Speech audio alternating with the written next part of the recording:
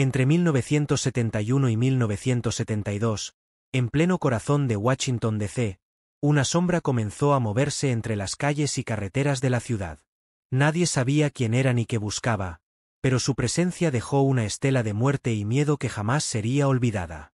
La primera víctima fue Joyce Ann Brown, una joven de 17 años que desapareció el 13 de febrero de 1971 en el barrio de Southeast Washington.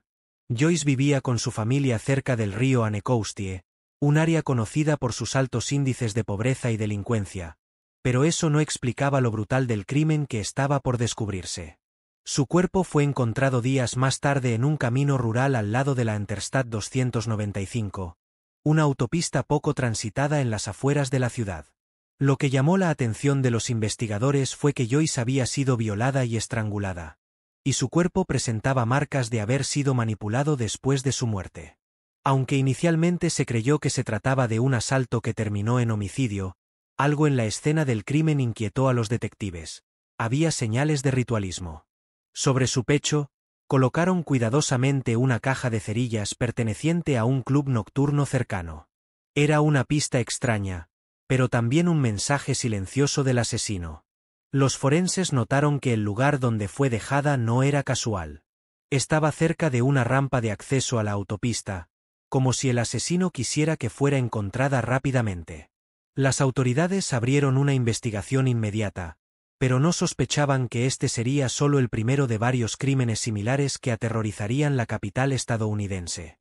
Durante los meses siguientes, otros cuerpos aparecieron bajo circunstancias casi idénticas, siempre cerca de vías rápidas y con ese mismo patrón siniestro. Este asesino no dejaba huellas, no hablaba con nadie y parecía conocer perfectamente los movimientos de la policía. Por eso, pronto recibió un apodo que lo definiría para siempre: el fantasma de la autopista. Cada nuevo hallazgo generaba más pánico entre los residentes de Washington, D.C., especialmente entre las mujeres jóvenes que usaban el transporte público o caminaban solas por la noche. Algunos medios locales empezaron a llamarlo Freeway Phantom, un nombre que reflejaba tanto su método como su invisibilidad ante las autoridades. El caso no solo impactó a la comunidad local, sino que también puso en evidencia las fallas en la coordinación policial entre distritos y agencias federales. Con cada nueva víctima, las preguntas se multiplicaban. ¿Quién era? ¿Por qué elegía a esas chicas? Y lo más importante, ¿cómo lograba moverse sin dejar rastro? El segundo crimen asociado al fantasma de la autopista ocurrió menos de 2 meses después del primero, el 30 de marzo de 1971, en una zona similar a donde fue encontrada Joyce Ann Brown.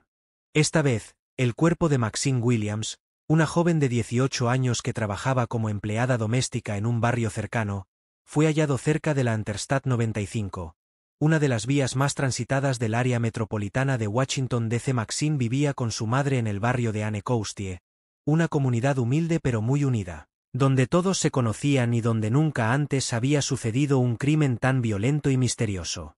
Según los registros policiales, ella salió de su casa aquella noche para visitar a una amiga, pero nunca llegó a destino. Su familia reportó su desaparición horas más tarde, cuando ya era de madrugada y no daba señales. Al igual que Joyce, Maxine fue encontrada en posición sentada, apoyada contra un árbol junto a la carretera, lo cual resultaba extraño porque indicaba que alguien había colocado el cuerpo deliberadamente. También presentaba signos de haber sido estrangulada y violada, y sobre su pecho apareció otro objeto inusual. Esta vez, una cinta para el cabello rota, como si hubiera sido usada durante el ataque o dejada allí a propósito. Lo que más impactó a los investigadores fue que el lugar donde fue dejada estaba a solo unos metros de una estación de servicio abierta las 24 horas, lo que sugería que el asesino actuaba con mucha confianza y frialdad. A pesar de que el sitio contaba con cámaras de seguridad rudimentarias para la época, ninguna logró capturar imágenes útiles del sospechoso ni de un vehículo sospechoso en el área. La noticia se difundió rápidamente por toda la ciudad, y pronto comenzaron a circular rumores sobre un posible asesino en serie que atacaba a mujeres jóvenes cerca de las autopistas.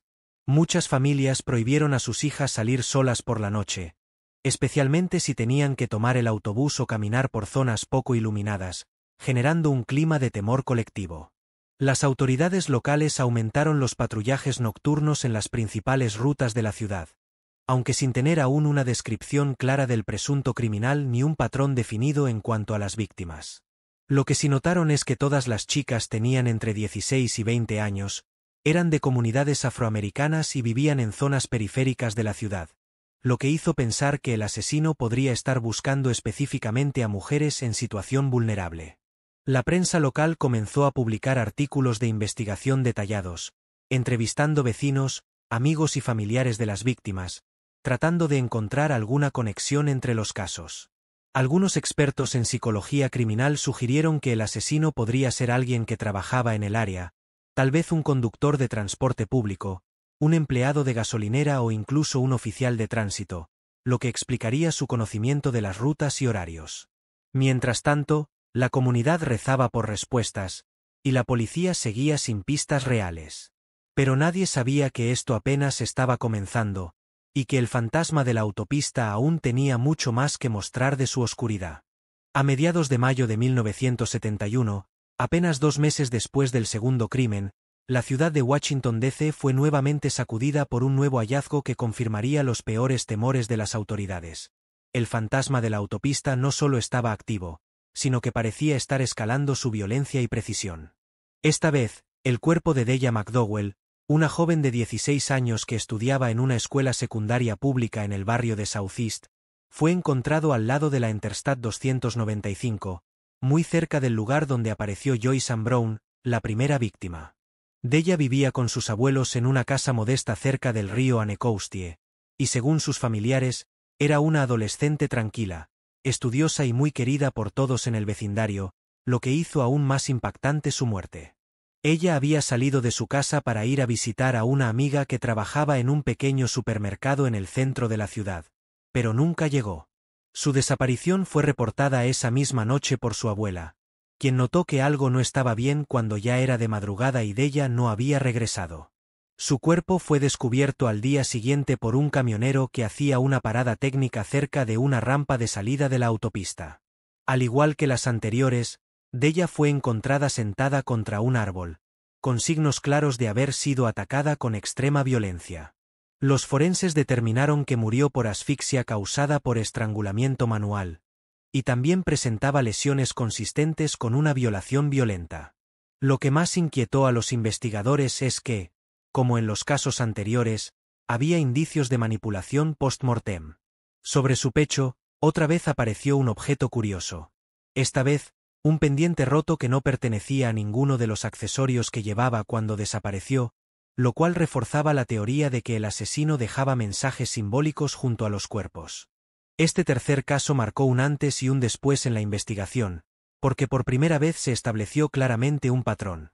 Todas las víctimas eran mujeres jóvenes afroamericanas, entre 16 y 19 años, desaparecidas en la noche y encontradas en zonas cercanas a grandes vías rápidas.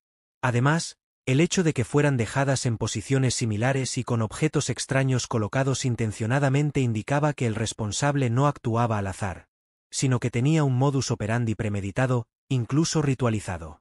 La policía local, alarmada por la repetición de detalles, comenzó a revisar los archivos de personas desaparecidas de los últimos años, buscando si podía haber otros crímenes similares que hubieran pasado desapercibidos o que hubieran sido mal clasificados inicialmente.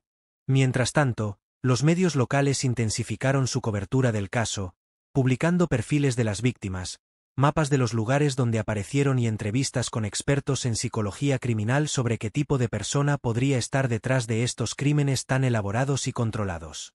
Algunos especialistas sugirieron que el asesino probablemente tenía conocimientos básicos de anatomía, lo que le permitía matar sin generar heridas visibles, o que poseía una personalidad altamente organizada, capaz de planificar cada ataque y borrar cualquier rastro de su presencia.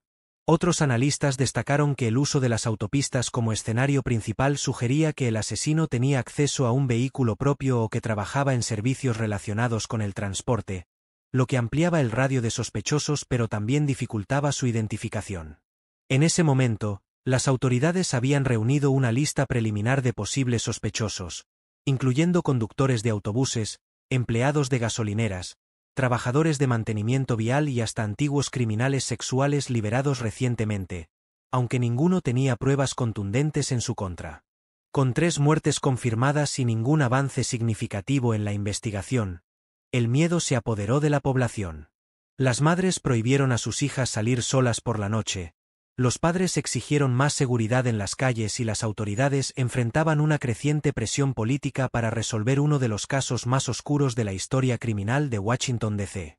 El cuarto crimen vinculado al fantasma de la autopista tuvo lugar el 17 de julio, cuando el cuerpo de Gladys Ann Emerson, una joven de 17 años que trabajaba como ayudante en una tienda local, fue encontrado cerca de la Interstate 66, una de las principales vías de acceso a la capital desde Virginia. Gladys vivía en el barrio de Columbia Heights, una zona de transición entre los barrios residenciales más tranquilos y las calles comerciales del centro de la ciudad.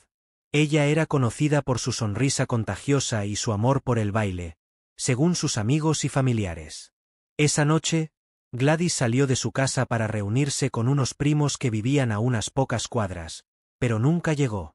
Sus padres reportaron su desaparición esa misma madrugada, preocupados porque ella jamás se habría ausentado sin avisar. Su cuerpo fue descubierto temprano por un grupo de adolescentes que caminaban hacia la estación de autobuses. Al igual que las 3 víctimas anteriores, fue hallada sentada contra un árbol, vestida pero con signos evidentes de violencia física y sexual. Los forenses notaron que, además del estrangulamiento, presentaba heridas menores en las muñecas, lo que sugería que pudo haber intentado defenderse o que fue retenida con fuerza durante el ataque. Sin embargo, no había rastros de ADN ni huellas digitales útiles en el lugar. Lo que más llamó la atención fue que, esta vez, el objeto dejado sobre su pecho no era un accesorio personal, sino una página arrancada de una revista de automóviles, con una imagen de un coche deportivo tachada con marcador rojo. Este nuevo elemento simbólico generó gran debate entre los investigadores. ¿Era una burla hacia la policía? ¿Una pista real? ¿O simplemente parte del ritual psicótico del asesino? La prensa comenzó a referirse a él como un asesino con mensaje, alguien que no solo mataba, sino que también parecía estar comunicándose de alguna manera oscura con la sociedad y con las autoridades. A medida que aumentaban las víctimas, también crecían las teorías sobre quién podría ser. Algunos expertos sugirieron que podría tratarse de alguien que trabajaba en el sector del transporte público, quizás incluso un conductor de autobús o un mecánico de estaciones de servicio ubicadas cerca de las autopistas.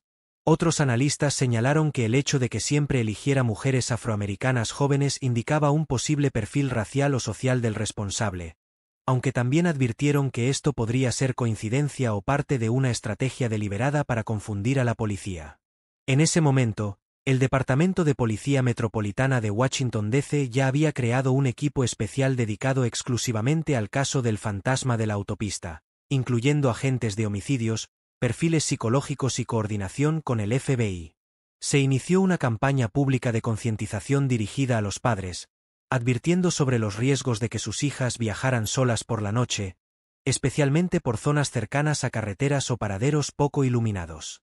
Las autoridades también pidieron ayuda a la comunidad, solicitando cualquier información sobre conductores sospechosos, vehículos desconocidos en las zonas donde aparecieron los cuerpos o cualquier persona que hubiera actuado de forma extraña cerca de las víctimas antes de sus desapariciones.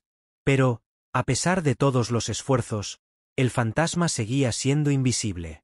Y mientras tanto, su próximo objetivo ya estaba elegido. Solo faltaba saber cuándo y dónde volvería a actuar. A mediados del mes de septiembre de 1971, Washington, D.C. volvía a enfrentar una nueva oleada de miedo colectivo luego de que apareciera el cuerpo de la quinta víctima asociada al fantasma de la autopista, un caso que ya había superado las fronteras locales para convertirse en noticia nacional. Esta vez, la víctima fue Daphne Denise Gordon, una adolescente de 16 años que estudiaba en una escuela técnica vocacional cerca del centro de la ciudad y que soñaba con convertirse en enfermera para ayudar a su familia a salir de la pobreza. Daphne vivía en el barrio de Petworth, un área residencial tranquila ubicada al noroeste de la ciudad, bastante alejada de los lugares donde habían aparecido las víctimas anteriores, lo cual generó nuevas preguntas sobre cómo se movía el asesino y si tenía conocimiento específico de las zonas donde actuaba. Ella salió de su casa el 18 de septiembre para ir a una clase nocturna de biología. Algo poco común pero importante para mejorar su promedio académico. Sus padres no sospecharon nada hasta que pasó la medianoche y ella no regresó. Al día siguiente, temprano en la mañana, un guardia de seguridad que patrullaba una zona industrial abandonada cerca de la Interstate 95, al sureste de la ciudad, encontró su cuerpo sentado contra un poste de luz, exactamente como en los casos anteriores. Su ropa estaba intacta, aunque con signos de haber sido manipulada, y presentaba marcas claras de estrangulamiento manual. Además, como en ocasiones previas, hubo evidencia forense de una violación violenta, lo que reforzó aún más la conexión entre todos los crímenes. Lo que impactó a los investigadores esta vez fue el objeto dejado junto al cuerpo. Una tarjeta de servicio de un taller mecánico local, con parte del nombre tachado y un mensaje escrito a mano que decía: «Ustedes nunca me encontrarán». Este mensaje directo, personal y casi burlón, marcó un punto de inflexión en la percepción del caso. Ya no era solo un asesino que dejaba pistas simbólicas. Ahora parecía estar jugando con la policía, desafiándola abiertamente. Las autoridades aumentaron la presión sobre los equipos de investigación, y por primera vez, agentes del FBI comenzaron a colaborar oficialmente en el caso, trayendo consigo nuevos recursos tecnológicos y perfiles psicológicos avanzados basados en estudios recientes sobre criminales organizados. Según los perfiles elaborados, el asesino probablemente era un hombre blanco o afroamericano entre los 25 y 40 años, soltero o con relaciones intermitentes, con acceso a un vehículo propio o al menos con conocimiento profundo del sistema de transporte público de la ciudad.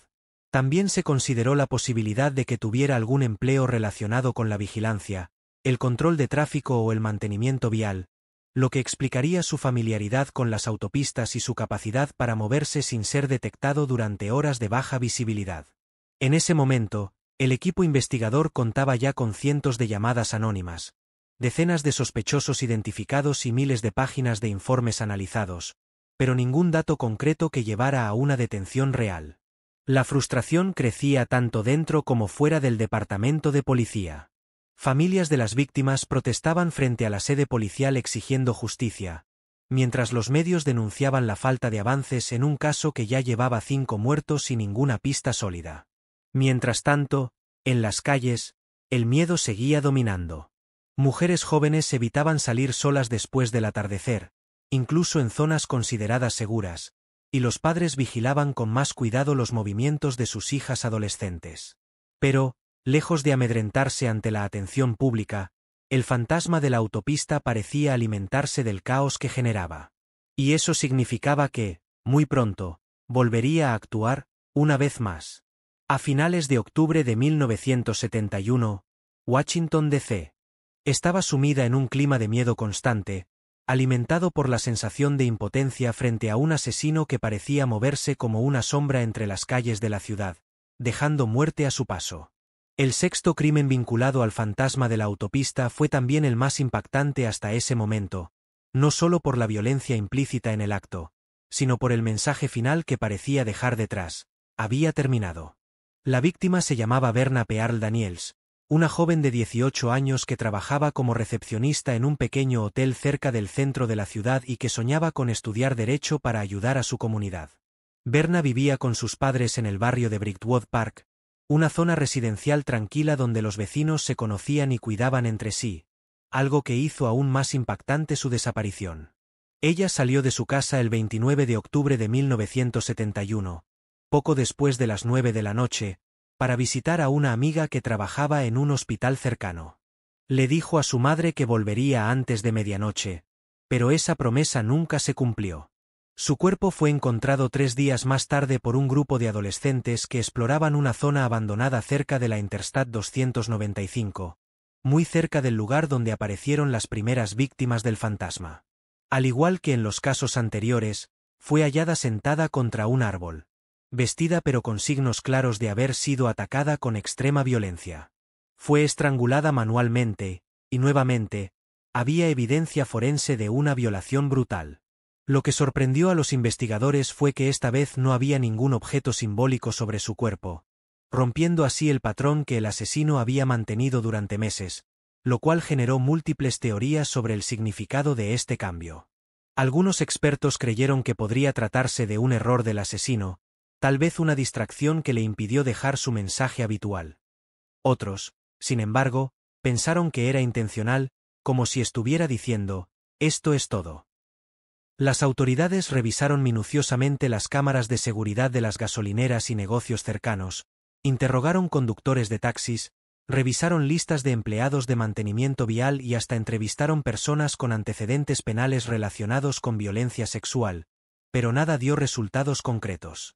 En ese momento, el FBI ya había integrado al caso a uno de sus equipos más experimentados en perfilamiento criminal, quienes concluyeron que el asesino probablemente tenía un alto grado de inteligencia emocional, lo que le permitía ganar la confianza de sus víctimas antes de atacarlas. También se consideró la posibilidad de que fuera alguien que trabajaba en contacto directo con mujeres jóvenes, quizás incluso un profesor, consejero escolar o empleado de servicios sociales, lo cual ampliaba enormemente el radio de sospechosos. Sin embargo, y a pesar de todas las pistas analizadas, entrevistas realizadas y perfiles elaborados, el fantasma seguía siendo invisible.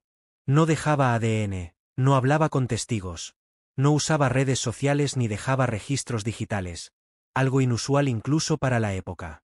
Y entonces, como si hubiera decidido desaparecer para siempre, el asesino dejó de matar.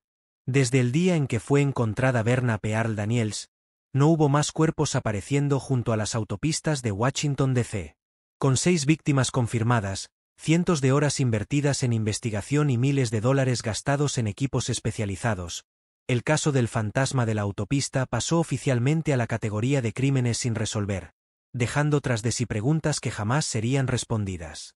Con el paso del tiempo, y a pesar de los esfuerzos combinados de la policía local, agentes federales y expertos en perfilamiento criminal, el caso del fantasma de la autopista comenzó a perder prioridad dentro de las agendas oficiales, aunque nunca dejó de ser recordado por quienes vivieron aquellos años de miedo constante. Para muchos residentes de Washington, D.C., especialmente aquellos que habían perdido a una hija, hermana o amiga en manos de ese asesino desconocido, el silencio oficial no significaba paz, sino una forma más profunda de dolor. El de no saber quién había destruido sus vidas. Las familias de las víctimas se convirtieron en voces persistentes que exigían justicia, incluso cuando las autoridades ya no tenían respuestas que ofrecer. Organizaron marchas, escribieron cartas a funcionarios locales y nacionales, y pidieron públicamente que el caso no fuera archivado como si nada hubiera pasado. Durante los años siguientes, el Departamento de Policía Metropolitana de Washington, D.C. revisó varias veces el expediente completo del caso, esperando encontrar algo que antes no hubiera sido notado, alguna conexión entre sospechosos descartados, algún detalle olvidado en testimonios o registros de antecedentes penales. Sin embargo, con cada revisión, la frustración crecía. No había ADN coincidente, no había testigos creíbles, ni siquiera una declaración coherente que pudiera señalar a alguien con mínima certeza. El fantasma parecía haberse evaporado sin dejar rastro, pero también sin arrepentirse. En ese contexto, algunos expertos en criminología comenzaron a estudiar el caso desde otro ángulo. No solo como un crimen en serie, sino como un fenómeno social que reflejaba las desigualdades raciales, sociales y de género que marcaban a la sociedad estadounidense en esa época.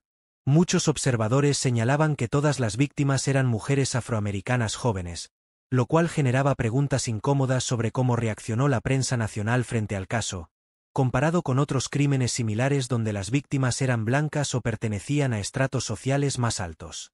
También se cuestionó si el hecho de que los cuerpos aparecieran en zonas poco visibles, alejadas de los centros urbanos, influyó en la lentitud de la respuesta institucional, o si el perfil racial y socioeconómico de las víctimas afectó la percepción pública del peligro real que representaba el asesino.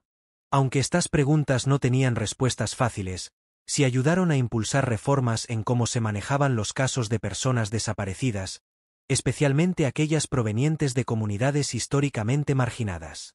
En los años 80 y 90, con el auge de nuevas tecnologías forenses y avances en el análisis de ADN, surgieron nuevas esperanzas de resolver el caso del fantasma de la autopista. Pero nuevamente, los resultados fueron negativos. No había muestras suficientes para comparar, ni huellas digitales identificables, ni registros de sangre que pudieran vincularse a un sospechoso conocido. Algunos investigadores independientes y aficionados al periodismo criminal comenzaron a explorar el caso por su cuenta, entrevistando a antiguos policías, revisando archivos públicos y tratando de reconstruir posibles perfiles del asesino basándose en lo que se sabía sobre sus métodos y elecciones de víctimas. Entre las teorías más populares estaba la idea de que el fantasma podría haber muerto o haber sido arrestado por otros delitos menores sin que nadie hiciera la conexión con los 6 asesinatos. Otra teoría sostenía que tal vez se había mudado de la ciudad, llevando su oscuridad consigo. También hubo intentos de relacionarlo con otros asesinos en serie activos durante la misma época, incluyendo figuras como Wayne Williams en Atlanta o incluso el posteriormente famoso John Wayne Gacy, aunque ninguna conexión resultó convincente. Lo que sí quedó claro es que, aunque el fantasma no volvió a matar públicamente, su presencia seguía latente en la memoria colectiva de Washington, D.C. En los libros de historia criminal y en las conversaciones de madres que aún advertían a sus hijas sobre caminar solas cerca de las autopistas. Y así, mientras los años pasaban y nuevas generaciones aprendían sobre este oscuro capítulo de la historia de Estados Unidos, el nombre del fantasma de la autopista se convertía en leyenda. Un asesino que jugó con el sistema, burló a las autoridades y desapareció sin dejar explicaciones, ni remordimiento. Aunque el fantasma de la autopista dejó de matar después del 6º crimen en octubre de 1971, su ausencia no significó el fin del misterio. Por el contrario, marcó el inicio de décadas de especulaciones, teorías sin confirmar y búsquedas infructuosas por parte de investigadores apasionados. En los años siguientes al último hallazgo, el Departamento de Policía de Washington, D.C., junto con agentes del FBI, comenzó a revisar todos los expedientes disponibles de hombres que tenían antecedentes penales relacionados con violencia sexual, especialmente aquellos que habían estado activos en el área durante los años 70. Se creó una lista preliminar de más de 100 posibles sospechosos, entre ellos conductores de autobuses, empleados de estaciones de servicio, trabajadores viales y hasta antiguos policías que habían sido despedidos por irregularidades en sus comportamientos o denuncias de acoso. Uno de los nombres que apareció repetidamente en las investigaciones posteriores fue el de un hombre conocido como John Doe 1971, un sujeto arrestado en 1973 por posesión ilegal de armas cerca de una gasolinera ubicada muy cerca de uno de los lugares donde aparecieron cuerpos. Aunque nunca se le vinculó oficialmente con ninguno de los asesinatos, varios testigos recordaron haberlo visto merodeando por zonas cercanas a las autopistas durante las noches en que ocurrieron algunas desapariciones, lo cual generó gran interés dentro del equipo investigador. Sin embargo, debido a la falta de pruebas forenses sólidas y a que el sistema judicial de la época no contaba con bases de datos genéticas ni sistemas avanzados de identificación criminal, el caso contra él nunca pasó de ser una mera sospecha.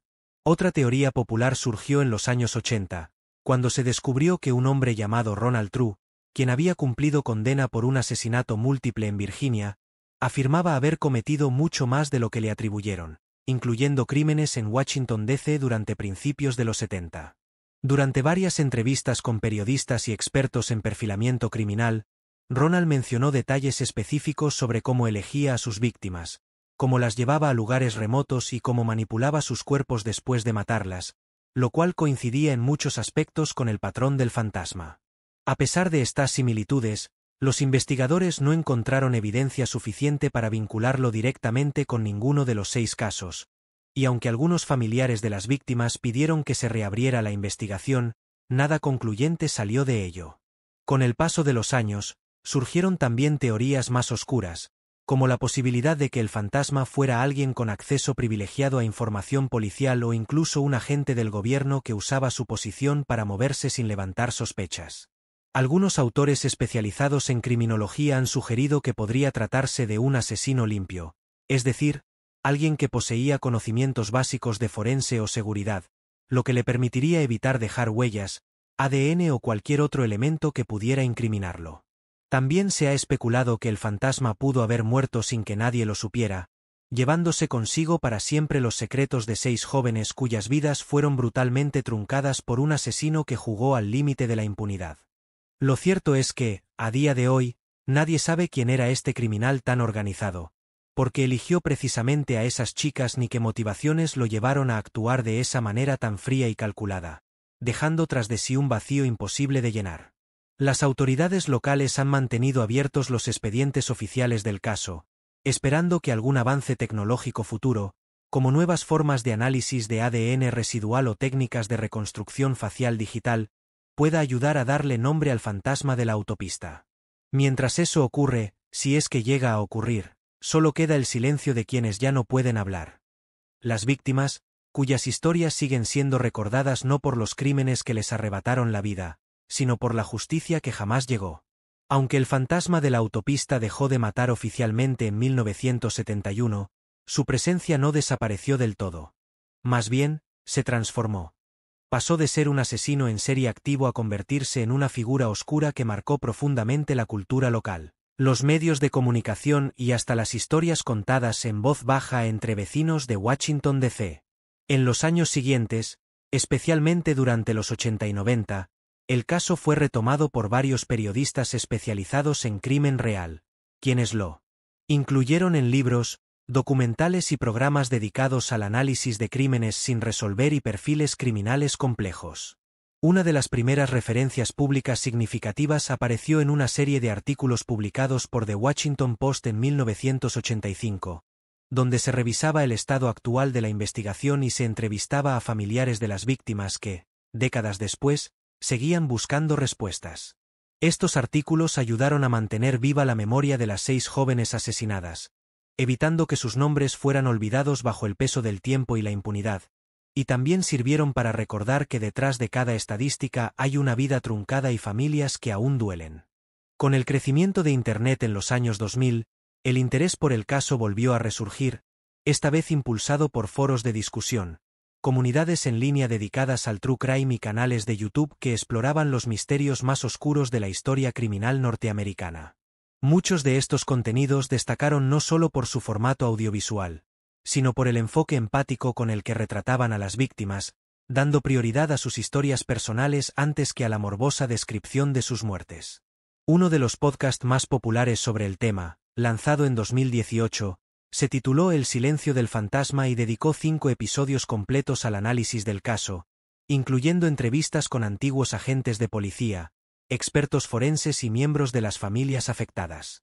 Este tipo de producción ayudó a llevar el nombre del fantasma más allá de las fronteras de Estados Unidos, atrayendo la atención de audiencias internacionales interesadas en casos donde la justicia no llegó, pero donde la memoria sigue luchando por sobrevivir. Algunos analistas culturales han señalado que el caso del fantasma de la autopista representa uno de los ejemplos más claros de cómo ciertos crímenes pueden trascender lo legal para convertirse en parte de la identidad colectiva de una ciudad, incluso si ese legado es doloroso. La forma en que el asesino eligió sus víctimas, su modus operandi tan ritualizado y su desaparición repentina lo convirtieron en un caso único dentro de la historia criminal estadounidense, muy diferente de otros asesinos en serie cuyo patrón era más caótico o menos planificado. A diferencia de figuras como Ted Bundy o John Wayne Gacy, cuyas personalidades carismáticas y brutales llenaron páginas de periódicos y pantallas de televisión, el fantasma actuó desde la sombra, sin dar declaraciones, sin dejar firmas reconocibles y sin nunca revelar su rostro.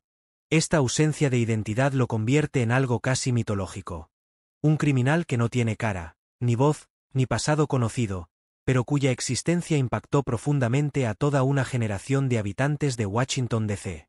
En los últimos años, algunas escuelas locales han incluido el caso en sus clases de historia contemporánea y estudios sociales, no tanto como un ejemplo de crimen, sino como un reflejo de cómo la sociedad reacciona ante el miedo, la injusticia y la impotencia frente a la violencia sistemática.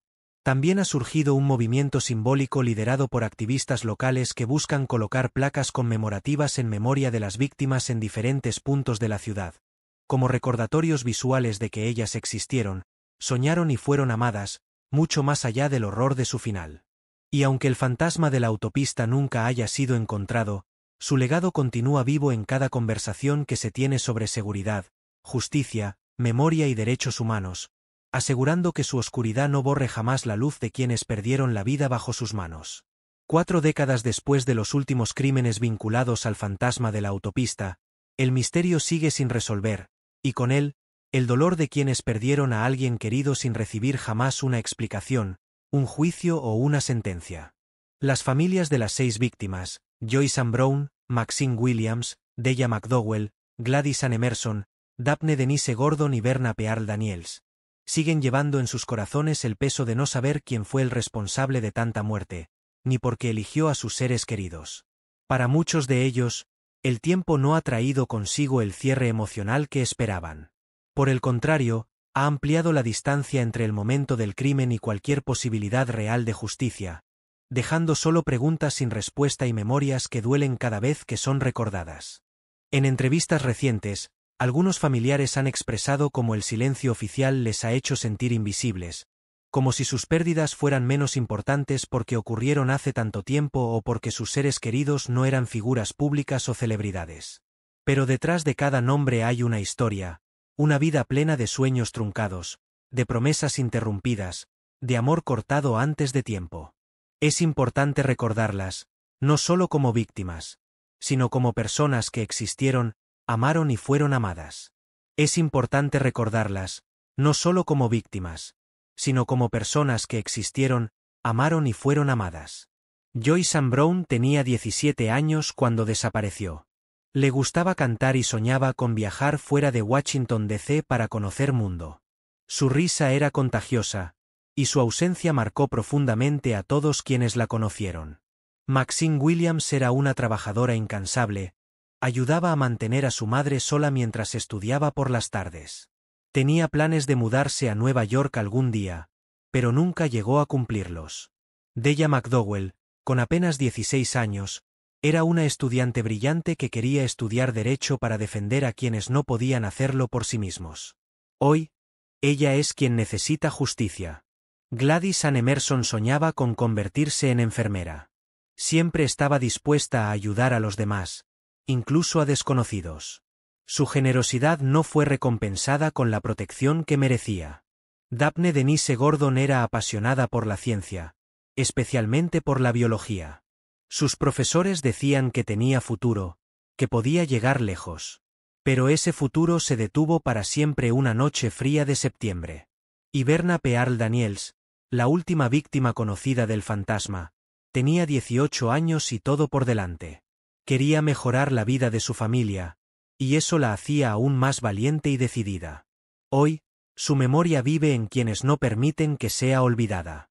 Aunque el asesino haya desaparecido, su huella sigue viva en cada conversación sobre seguridad femenina, en cada campaña contra la violencia hacia las mujeres jóvenes, en cada llamado a no dejar pasar en silencio los crímenes cometidos contra las comunidades vulnerables.